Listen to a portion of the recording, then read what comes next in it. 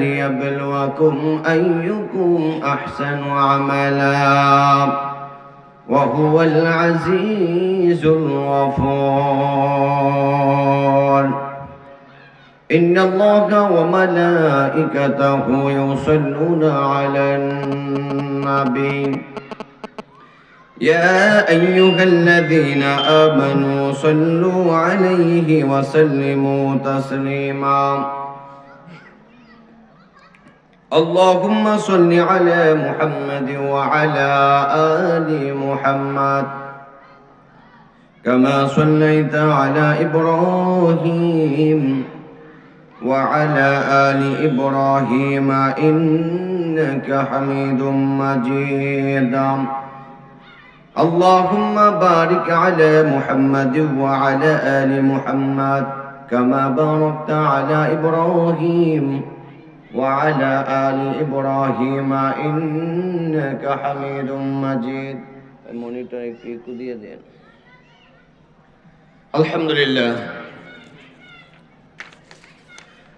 বাটাজোর হাতিম ইসলামিয়া দাখিল মাদ্রাসা ও এলাকাবাসীর উদ্যোগে 25তম বার্ষিক তাফসিরুল কুরআন মাহফিলের স্বনামধন্য সুযোগ্য রেসপেক্টেড অনারেবল শ্রদ্ধাভাজন সম্মানিত সভাপতি, প্রধান অতিথি, বিশেষ অতিথি সহ দূর দূরান্ত থেকে আগত আল্লাহ পাক রব্বুল আলামিনের আশিকিন, জাকিরিন, মুহিব্বিন, মুরাব্বিন আযম, পর্দার আড়ালের অবস্থানগত সম্মানিত শ্রদ্ধা আমা এবং বোনেরা, সকলকে শ্রেণী মোতাবেক স্নেহ শ্রদ্ধা ভালোবাসা যাপন করছি, সাথে সাথে হৃদয় নিংড়ানো প্রাণ উজাড় করানো আবারও সালাম দিচ্ছি। আসসালামু আলাইকুম ওয়া রাহমাতুল্লাহি ওয়া বারাকাতুহু। আপনারা সকলে কেমন আছেন? ভালো থাকার মতন শ্রেষ্ঠ নিয়ামতকে সামনে রেখে মহান আল্লাহ পাক রব্বুল আলামিন আপনাকে আমাকে এলাকার অসংখ্য মানুষ থেকে যাচাই বাছাই করে নির্বাচিত করে আজকে এই পবিত্র তাফসিরুল কুরআন মাহফিলে আসা এবং বসার জন্য তৌফিক দান করেছেন। ওই মহান সৃষ্টিকর্তা আল্লাহ পাক রব্বুল আলামিনকে খুশি করার জন্য একটা শুকরিয়া আদায় করে নিচ্ছি, বলি আলহামদুলিল্লাহ। আরো জোরে বলি আলহামদুলিল্লাহ। আল্লাহর নবী বিশ্ব নবী বলেছেন, লা ইয়াকুদু কওমু ইয়াযকুরুনাল্লাহ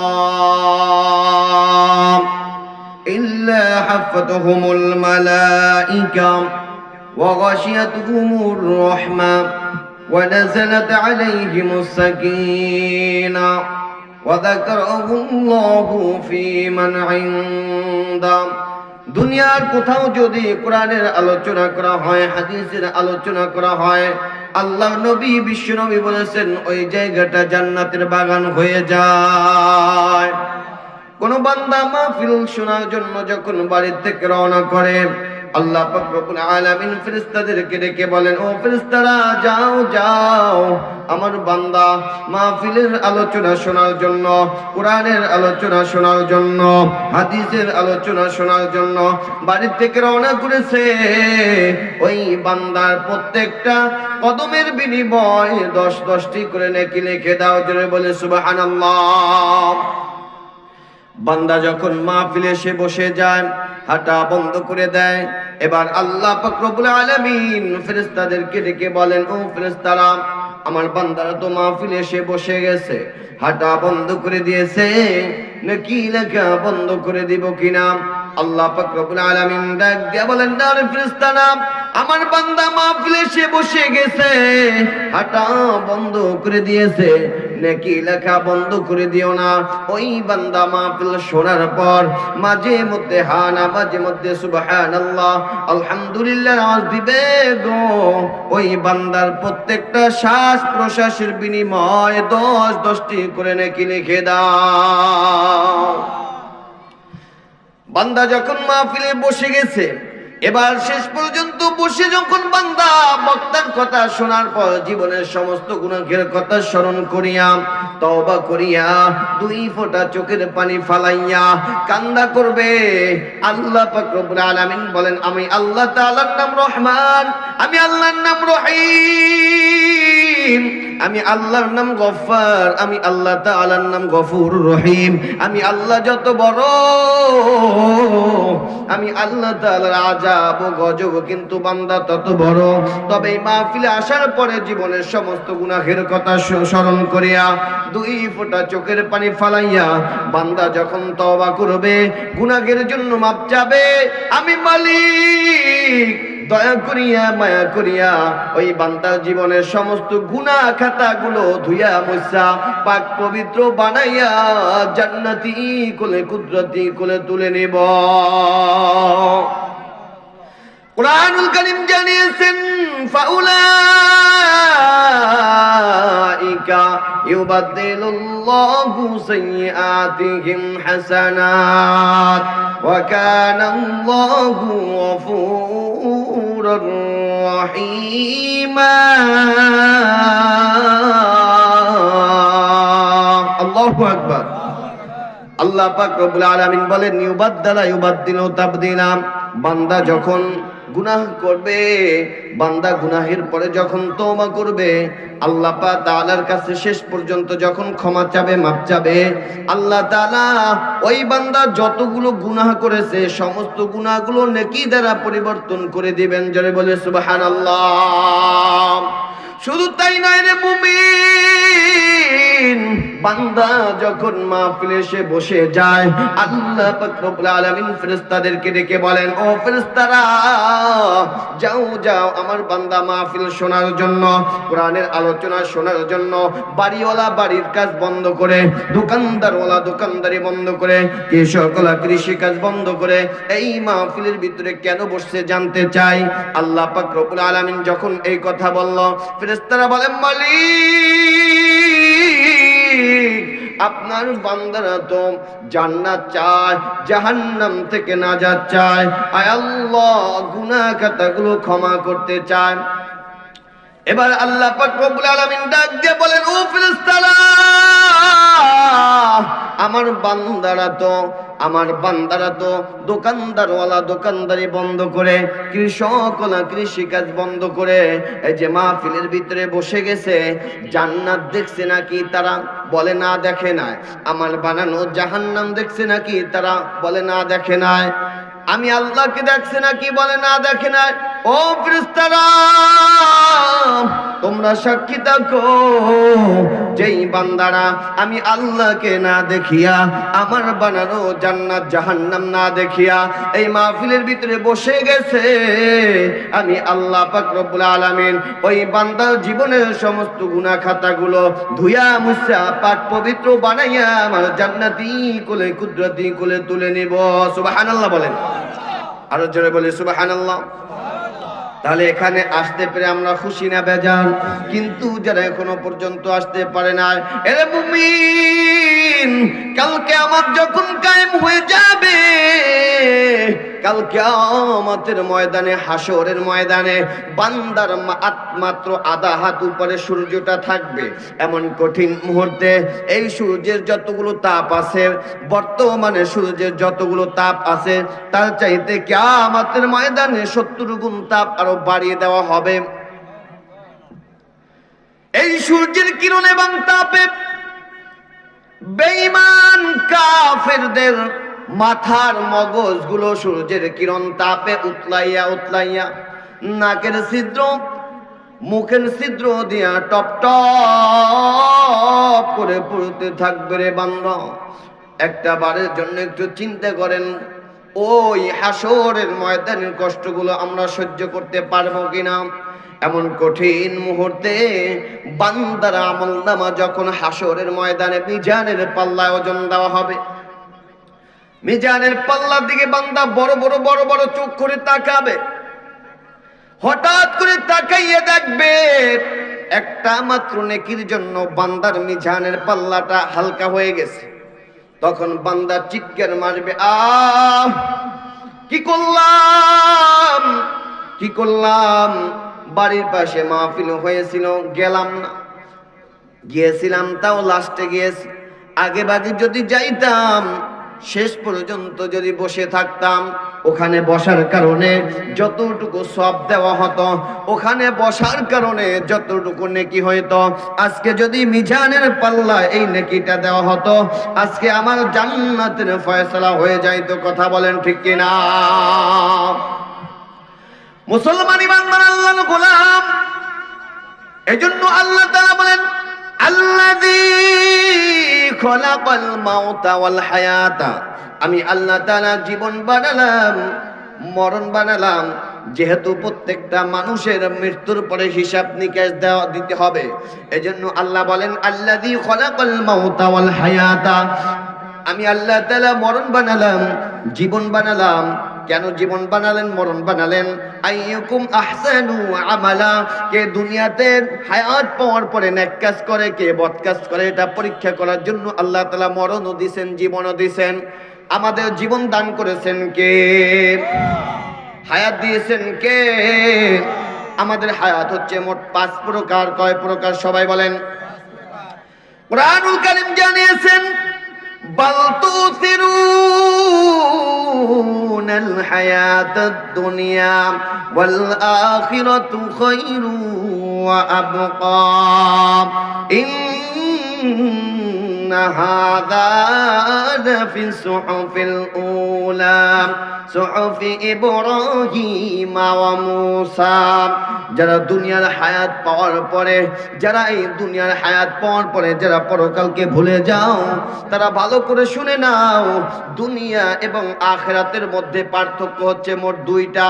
কয়টা?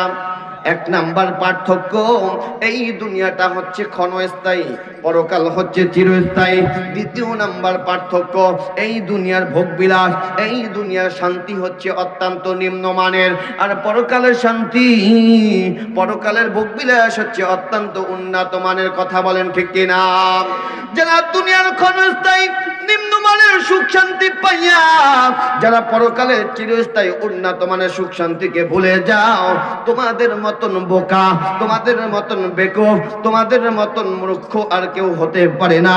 এই জন্যই আল্লাহ পাক রব্বুল আলামিন বলেছেন, বাল তুসিরুনাল হায়াতাদ দুনিয়া ওয়াল আখিরাতু খায়রু ওয়া আবকা। দুনিয়ার ভোগ বিলাস হচ্ছে অত্যন্ত নিম্নমানের। আল্লাহ তাআলা বলেন, বান্দা তোমাদেরকে আমি হায়াত দিলাম। হায়াত হচ্ছে আমাদের মোট 5 প্রকার। 1 প্রকার হচ্ছে আলমে আরহায়, আলমে আরহায় বসে আল্লাহ পাক রব্বুল আলামিন পয়গম্বর আদম আলাইহিস সালাতু ওয়াস সালামের এই কোমরে মৃদু একটু আঘাত দিলেন। মৃদু আঘাত দেওয়ার কারণে কিয়ামত পর্যন্ত যত রূহ জগৎ পৃথিবীতে আসবে, সমস্ত রূহ জগতের রূহ আল্লাহ তাআলার কুদরতি হাতে এসে পৌঁছে গেছেন। এবার আমার মালিক আল্লাহ পাক রব্বুল আলামিন রূহ জগৎকে প্রশ্ন করেছিলেন, আলাস্তু বিরব্বিকুম, আমি কি তোমাদের রব নই? আমি কি তোমাদের পালনকর্তা নই? তখন আমরা সকলেই বলেছিলাম, বালা, হ্যাঁ আপনি আমাদের সৃষ্টিকর্তা, আপনি আমাদের পালনকর্তা, আপনি আমাদের রিজিক দাতা। আল্লাহ পাক রব্বুল আলামিন বলেন, না রে মুমিন, এই রূহ জগতে বসে আমি আল্লাহকে রব বলে স্বীকার করলে হবে না, দুনিয়াতে যাওয়া লাগবে। দুনিয়াতে যাওয়ার পর যেই বান্দা রব নামের উপর ইস্তেকামত থাকবে, দাঁড়িয়ে থাকবে, আমি আল্লাহ তাআলা ওই বান্দার জন্য জান্নাত ওয়াজিব করে দিব। সুবহানাল্লাহ। কুরআনুল কারীম জানিয়েছেন, الذين قالوا ربنا الله ثم استقاموا تتنزل عليهم الملائكة ألا تخافوا ولا تحزنوا وأبشروا بالجنة التي كنتم توعدون।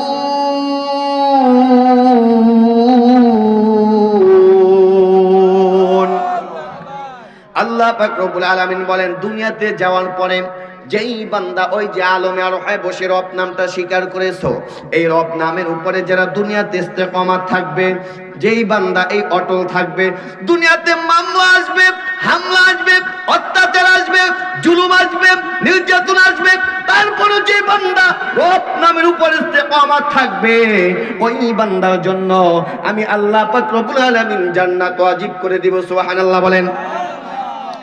এই যে রবটাকে যেন দুনিয়াতে আসার পরে ভুলে না যাই, এই জন্য আমার মালিক প্রত্যেকটা জায়গায় জায়গায় প্রত্যেকটা সেক্টরে সেক্টরে রব নামটা সেভ করে দিয়েছেন। প্রমাণ নেন, এক নম্বরে প্রমাণ নেন। আল্লাহ পাক রব্বুল আলামিন যখন কুরআনুল কারীমের মধ্যে সর্বপ্রথম যে আয়াতটা নাজিল করেছেন, ইকরা বিসমি রাব্বিকাল্লাযী খলাক, ইকরা বিসমি রাব্বিকাল্লাযী খলাক, এখানে রব আছে না নাই? রাব্বিকাল্লাযী খলাক, রব আছে। এরপরে দেখেন দ্বিতীয় প্রকারে দেখেন, কোরআন শরীফ যখন আপনি পড়তে যাবেন, কোরআন শরীফের সর্বপ্রথম যে সূরা আলহামদুলিল্লাহি রাব্বিল আলামিন, রব্বিল, এখানে রব আছে না নাই? শুধু তাই নয় রে মুমিন, আপনি যখন কোরআনুল কারীমের সর্বশেষ সূরা কুল আউযু বিরাব্বিন নাস, কুল আউযু বিরাব্বিন নাস, এখানেও রব আছে না নাই? শুধু তাই নয়, নামাজের মধ্যে যখন দাঁড়াই, নামাজের মধ্যে দাঁড়ানোর পরে আমরা যখন প্রত্যেকটা রাকাতের ভিতরে যে সূরাটা তিলাওয়াত করে আলহামদুলিল্লাহি রাব্বিল আলামিন, আমার রবের স্বীকার করে আমি নামাজ শুরু করে দেই। কথা বলেন ঠিক কিনা? এরপরে যখন রুকুতে যাই, রুকুতে যাওয়ার পরে বলি সুবহান রাব্বিয়াল আযীম, এখানেও রব আছে না নাই? রাখলাম রুকু। এরপরে যখন রুকু থেকে উঠি, রুকু থেকে ওঠার পরে বলি রব্বানা লাকাল হামদ, এখানেও রব আছে না নাই? রাখলাম রুকু। এরপরে যখন সিজদায় যাই, সিজদায় যাওয়ার পরে বলি সুবহান রাব্বিয়াল আলা, এখানেও রব আছে। ওরে মুমিন, রাখলাম নামাজ। এরপরে যখন সালাম ফিরাই, সালাম ফিরানোর পরে যখন মুনাজাত ধরে, মুনাজাত ধরার পরে বলি রব্বানা যালামনা আনফুসানা, এখানেও রব আছে না নাই? সব জায়গায় রব আমার আল্লাহ পাক রব্বুল আলামিন প্রত্যেকটা জায়গায় জায়গায় রব নামটা সেট করে দিয়েছে। রাখলাম নামাজ। এরপরে বান্দা যখন কবর জগতে যায়, কবর জগতে যাওয়ার পরে মুনকার নেকির এসে সর্বপ্রথম আপনাকে আমাকে যে প্রশ্নটা করবে, মান রব্বুকা, বান্দা তোমার রবকে, এখানেও রব। কথা বলেন ঠিক কিনা? কোরআন শরীফের শুরুতে রব, শেষে রব, সব জায়গায় রব। নামাজের মধ্যে রব, রুকুতে রব, রুকু থেকে ওঠার সময় রব, সিজদায় রব, মুনাজাতে রব, সব জায়গায় আমার আল্লাহ তাআলা রব নামটা সেট করে দিয়েছেন। বান্দা যেন রব নামটা ভুলে না যাও, এই জন্য প্রত্যেকটা সেক্টরে সেক্টরে প্রত্যেকটা মোড়ে মোড়ে রব নামটা সেট করে দিয়েছেন। এরে মুমিন, শুধু তাই নয়, টোটাল কোরআনুল কারীমটা আমি আল্লাহর গোলাম গবেষণা করে দেখলাম, আমার আল্লাহ পাক রব্বুল আলামিন টোটাল কোরআনুল কারীমের মধ্যে 978 বার রব নামটা সেট করে দিয়েছেন। আল্লাহু আকবার। তাহলে দুনিয়াতে রব নামের উপর ইস্তেকামাত থাকার দরকার আছে না নাই? বলতেছিলাম আমাদের হায়াত হচ্ছে 5 প্রকার। এক প্রকার আলমে আরহায়, দ্বিতীয় প্রকার আলমে বুতুন, মায়ের পেটের জগৎ, তৃতীয় নম্বরে আলমে দুনিয়া, দুনিয়ার জগৎ, চতুর্থ নম্বরে আলমে কবর, কবর জগৎ, পঞ্চম নম্বরে আলেমে আখিরা, আখিরাতের জগৎ। কথা বলেন ঠিক কিনা? এজন্য আল্লাহ বলছেন আল্লাযী খালাকাল মাউতা ওয়াল হায়াতা লিয়াবলুয়াকুম আইয়ুকুম আহসানু আমালা। আমি আল্লাহ তাআলা মরণ বানালাম, জীবন বানালাম। একটু আওয়াজ দিয়ে বলেন তো দেখি, মরণ বানিয়েছেন কে? আরো জোরে বলি, কে বানিয়েছেন মরণ? কুরআনুল কারীম জানিয়েছেন কুল্লু নাফসিন যায়িকাতুল মউত, প্রত্যেকটা প্রাণীর মৃত্যু স্বাদ গ্রহণ করা লাগবে কি লাগবে না? এরে মুমিন, আলামিন এই পৃথিবীতে আল্লাহর নবী বিশ্ব নবী রাহমাতুল লিল আলামিন যাকে সৃষ্টি না করলে আসমান জমিন গ্রহ নক্ষত্র সৌরজগৎ নবমণ্ডল ভূমণ্ডল আদম হাওয়া জান্নাত জাহান্নাম আমার মালিক কিছুই সৃষ্টি করত না, ওই নবীর দুনিয়া থেকে বিদায় হওয়া লাগছে কি লাগছে না? আওয়াজ দিয়া বলেন। আল্লাহর নবী বিশ্ব নবী রাহমাতুল লিল আলামিন ইন্তেকালের 3 দিন পূর্বে এতটাই অসুস্থ হয়ে গেছেন, এতটাই ক্লান্ত হয়ে পড়েছেন, বারবার চেষ্টা করেও 13 ওয়াক্ত নামাজ তিনি জামাতের সাথে আদায় করতে পারে না। এশারের সময় বেলালকে ডাক দিয়ে বলেন, বেলাল আমার মন বলতেছে আমি আর জামাতের সাথে নামাজ আদায় করতে পারবো না। যাও বেলাল যাও যাও, আমার পরিবর্তে আবু বকরকে নামাজের ইমামতি করতে বলে দাও। বিশ্ব নবীর জবানের মুখে যখন এই কথা শুনছেন নবীজি ইমামতি করতে পারবে না, পরিবর্তে আবু বকরকে নামাজের ইমামতি করতে বলতেছেন, এই কথা বলার সঙ্গে সঙ্গে বেলাল কান্না করতে করতে করতে করতে ঝারঝার হলেন, চোখের পানিতে বুক ভিজিয়ে দিলেন। কান্না জড়িত কণ্ঠে আবু বকরের কাছে গিয়া বলতেছে, আবু বকর নবীজি বলেছেন তিনি আর ইমামতি করতে পারবে না, তার পরিবর্তে আপনাকে ইমামতি করতে বলেছেন। এই কথা শোনার সঙ্গে সঙ্গে আবু বকর কান্না করতে করতে চোখের পানি ছেড়ে দিয়েছেন, চোখ থেকে ঝর্ণার মতন পানি পড়তেছে। অমনি বিশ্ব নবী যেখানে নামাজ আদায় করে সেখানে আবু বকরের ইমামতি করতে বড় ভয় হয়। অমনি সাহস করে যখন মেম্বারে গিয়ে নামাজের ইমামতি করতে বসেছে, নামাজের মধ্যে বিশ্ব নবীর কথা মনে পড়ে চেতনা হারিয়ে যাওয়ার উপক্রম দেখা দিল। টোটাল মসজিদের ভিতরে মুসল্লিগণ যখন দেখছে মেম্বারে আল্লাহ রাসূল নাই, তার পরিবর্তে আবু বকর নামাজ পড়াচ্ছেন, সারা মসজিদের মধ্যে যেন কান্নার রোল পড়ে গেল, সারা মসজিদের মধ্যে যেন কান্নার শুরু হয়ে গেল। বিশ্ব নবী হুজরা শরীফের মধ্যে অচেতন অবস্থায় পড়েছিলেন। মসজিদে কান্নাকাটির রোল শুনে আম্মা জান আয়েশা সিদ্দিকাকে ডাক দিয়ে বলে, আয়েশা মসজিদে এত কান্নাকাটি কিসের আয়েশা, মসজিদে এত শোরগোল কিসের আয়েশা? আয়েশা ডাক দিয়ে বলো, গো নবী আপনার উম্মতরা মসজিদের মধ্যে আপনাকে না দেখে কান্না করতে করতে তারা অস্থির হয়ে পড়েছেন। এই কথা শোনার পরে বিশ্ব নবী দরদি মন আর স্থির রাখতে পারলেন না। দুইজন সাহাবী হযরত আলী হযরত আব্বাস রাদিয়াল্লাহু তাআলা আনহুমা, দুইজন সাহাবীর কাঁধে ভর দিয়ে নবীজি মসজিদে গেলেন।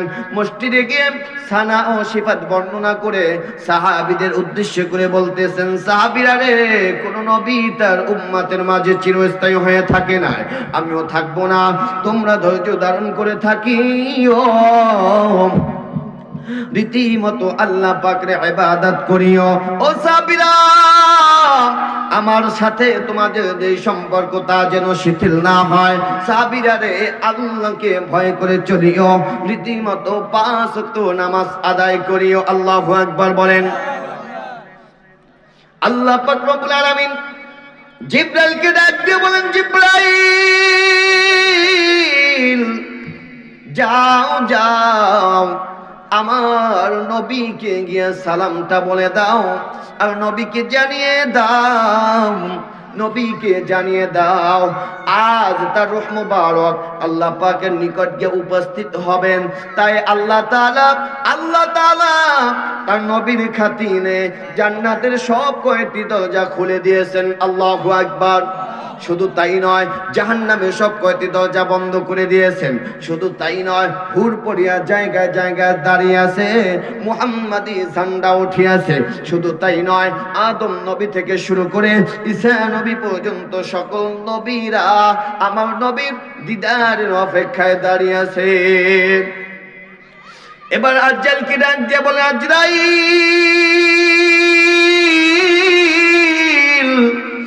যাও যাও আমার বন্ধুকে গিয়ে সালাম বলো, বিনা অনুমতিতে তার ঘরে প্রবেশ করিও না, হুকুম না পেলে তার জানটাও কবজ করিও না।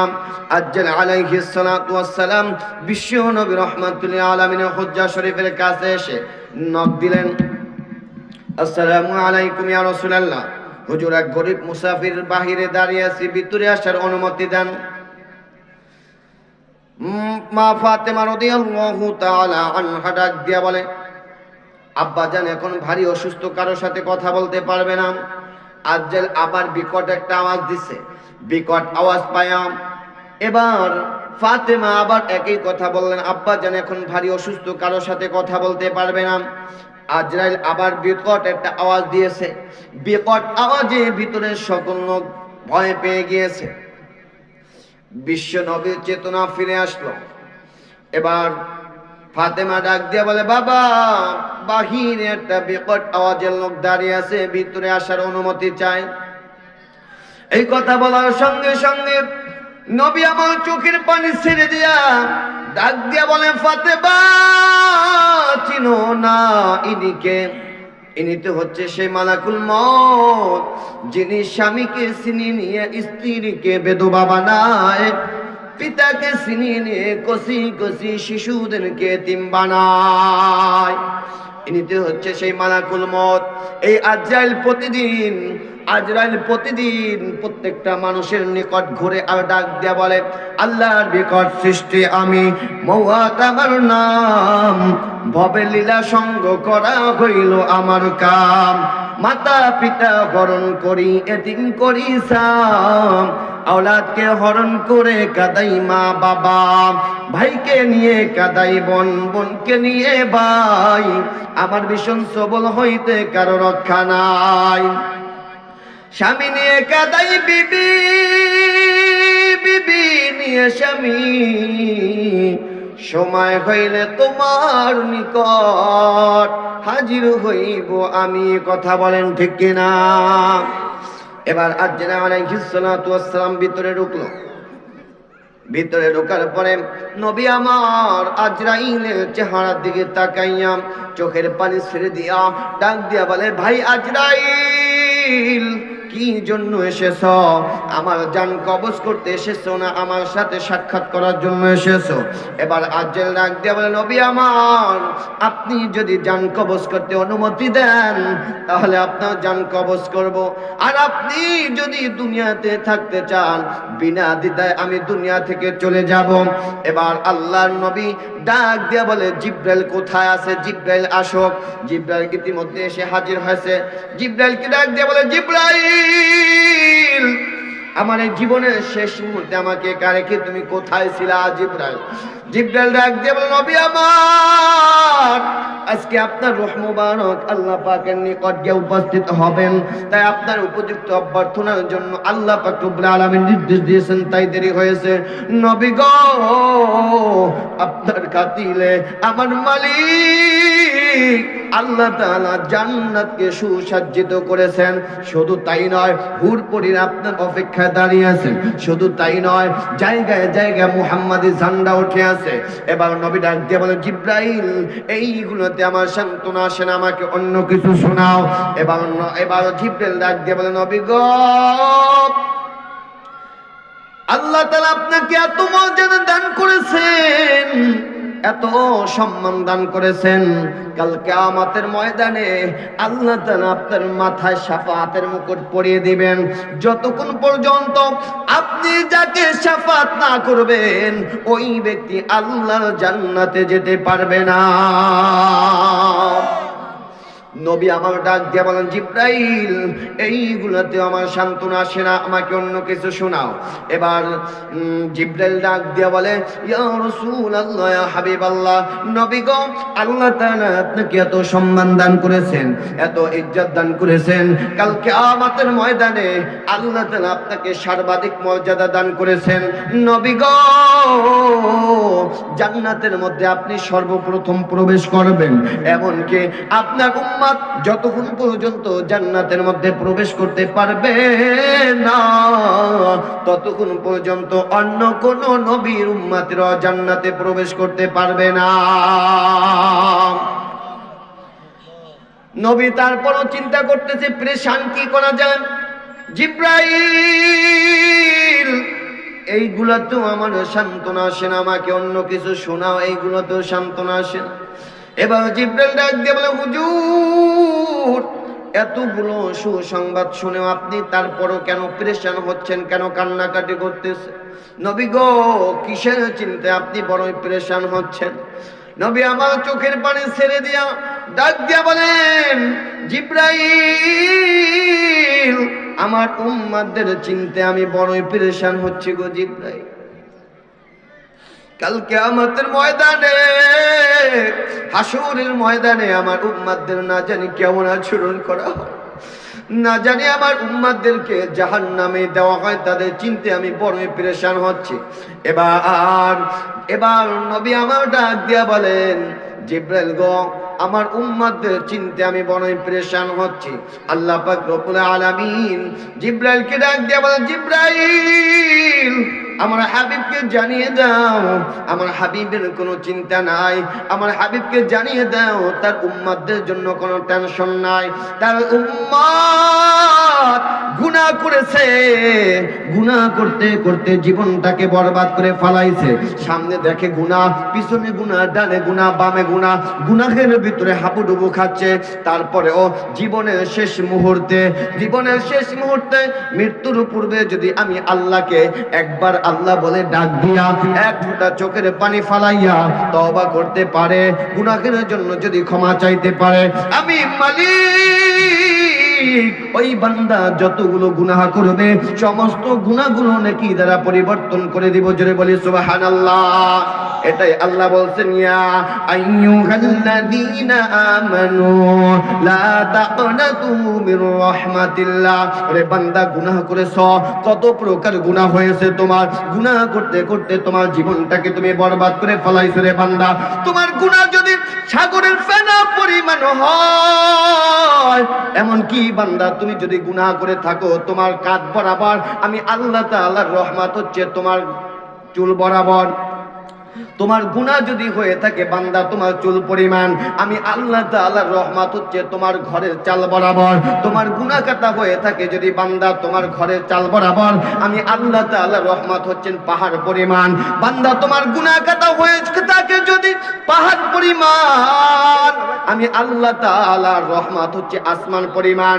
আসমান পরিমাণ দয়া নিয়া, ভালোবাসা নিয়া বান্দা যখন তোমার দিকে তাকাইবো, বান্দা তোমার দিকে আর কোনো গুনাহ থাকতে পারে না।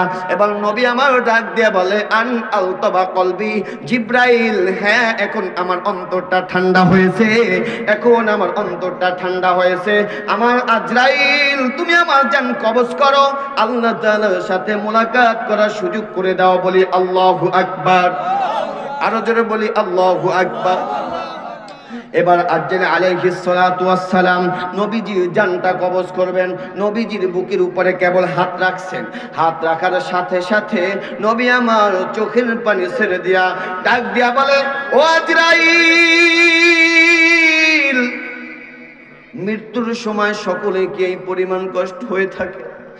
আজরাইল, এই পরিমাণ কষ্ট কি সবারই হয়ে থাকে কিনা? আজ্জাল আলাইহিস সালাতু ওয়াস সালাম ডাক দিয়া বলে, হ্যাঁ হ্যাঁ, মৃত্যুর সময় সকলের এই পরিমাণ কষ্ট হয়ে থাকে, কিন্তু নবী গো, অন্য আপনার উম্মাতদের যেই পরিমাণ কষ্ট হয়ে থাকে তার 10 ভাগের 1 ভাগ আপনাকে দেওয়া হয় নাই। নবী আমার চোখের পানি ছেড়ে দিয়া ডাক দিয়া বলে, আজরাইল, আমার গুনাহগার উম্মাতদের যত পরিমাণ কষ্ট মৃত্যুর সময় দিতে চাও, সমস্ত কষ্ট আমি নবীকে দিয়ে দাও, আমার উম্মাতদের যেন কষ্ট না হয়। আল্লাহু আকবার বলেন। এই নবীর জন্য আমাদের মায়া আছে না নাই? যদি নবীর জন্য মায়া থাকে, নবীর জন্য যদি দয়া থাকে, নবীর জন্য যদি ভালোবাসা থাকে, তাহলে 5 ওয়াক্ত নামাজ পড়ার দরকার আছে না নাই? নবীজি মৃত্যুর সময় বলে গেছেন, আসসালাত আসসালাত ওয়া মা মালাকাত আইমানুকুম। উম্মতরা রে, আমি বিদায় হয়ে গেলাম, কিন্তু নামাজটা কিন্তু রেখে গেলাম। 5 ওয়াক্ত নামাজ সঠিকভাবে তোমরা আদায় করবা। আমরা আজকে আদায় করি, আল্লাহ তাআলা আমাদের সকলকে 5 ওয়াক্ত নামাজ সঠিকভাবে আদায় করার তৌফিক দান করুক। সকলে বলি আমিন। আসসালামু আলাইকুম সম্মানিত উপস্থিতি। আমার আরেকটা